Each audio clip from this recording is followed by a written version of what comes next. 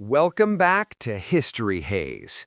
Picture this. It's late 1944, and you're a German scout shivering in a foxhole overlooking the Rhine River. You peer through your binoculars, and your blood runs cold because you see it. A massive American armored division rolling into position.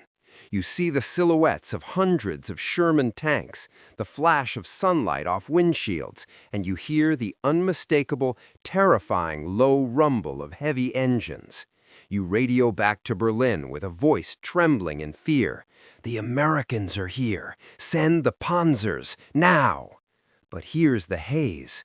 If you had been brave enough to walk across that valley and poke one of those tanks with a sewing pin, it would have hissed and collapsed into a heap of rubber, because that 30-ton war machine was made of nothing but hot air.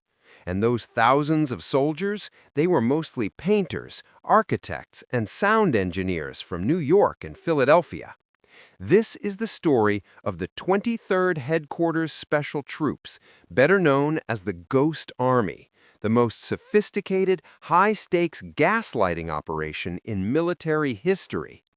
To understand how a bunch of art students almost ended the war, you have to realize that by 1944, the U.S. Army knew they couldn't just outshoot the Germans. They had to outthink them. They didn't recruit for this unit at West Point. They went to the Pratt Institute, Yale, and the Cooper Union. They gathered 1,100 men who understood color theory, acoustics, and the psychology of theater. These men were told their mission was a secret they would carry to their graves. They weren't there to pull triggers. They were there to create a traveling roadshow of war, acting as the ultimate magicians on a stage that spanned from the beaches of Normandy to the heart of Germany. Their weapons weren't rifles. They were paintbrushes, massive speakers, and a staggering amount of imagination. The Ghost Army had three main acts. The first was the visual. They traveled with a fleet of inflatable tanks, trucks, and airplanes that could be deployed in minutes using air compressors. From a reconnaissance plane 5,000 feet up, these decoys looked identical to the real thing. But on the ground, things got weird. There are actual accounts of French villagers watching in absolute horror as four American soldiers casually walked up to a Sherman tank, put their hands under the tracks, and lifted the 30-ton machine over their heads to reposition it. To make the lie stick, these artists became masters of track discipline. They used real tanks to grind fake tire tracks into the mud leading to the rubber vehicles, and they set up fake laundry lines and faux mess halls to simulate the clutter of a living camp. They were creating a masterpiece of misdirection in the middle of a literal minefield. But a silent army is a dead giveaway, and that's where the Sonic Deception Unit came in. This was the birth of modern sound engineering in a combat zone. The unit was armed with massive 500-pound speakers mounted on half-tracks. They didn't just play random noises, they played sound portraits. They had spent months at Fort Knox recording every possible sound of an army in motion. Tanks idling, soldiers complaining about rations, the clanking of bridge-building equipment. They could mix these sounds on the fly to simulate a specific division's signature and project them up to 15 miles away.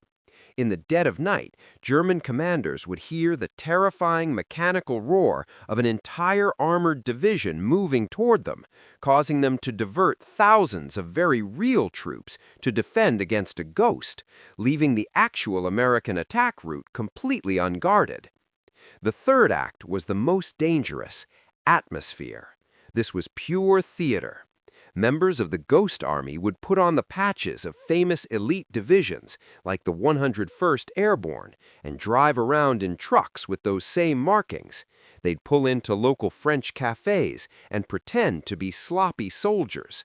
They'd drink a little too much, talk a little too loud, and accidentally mention where their unit was supposedly heading the next morning, knowing full well that German spies were sitting in the corner taking notes. They even created a digital ghost of the army. expert telegraph operators mimicked the unique rhythmic style, the fist, of specific radio operators from other units.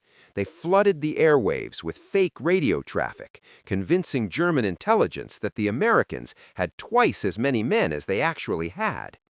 The Ghost Army's masterpiece was Operation Viersen in March 1945.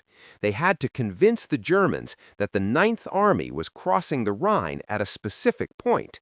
They set up 200 inflatable tanks and blasted their tank noises for 3 straight nights. They even used fake smoke generators to simulate cooking fires. The Germans bit.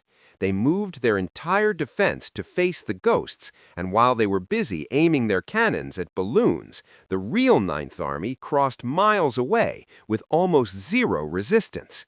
It's estimated that this single magic trick saved up to 30,000 American soldiers.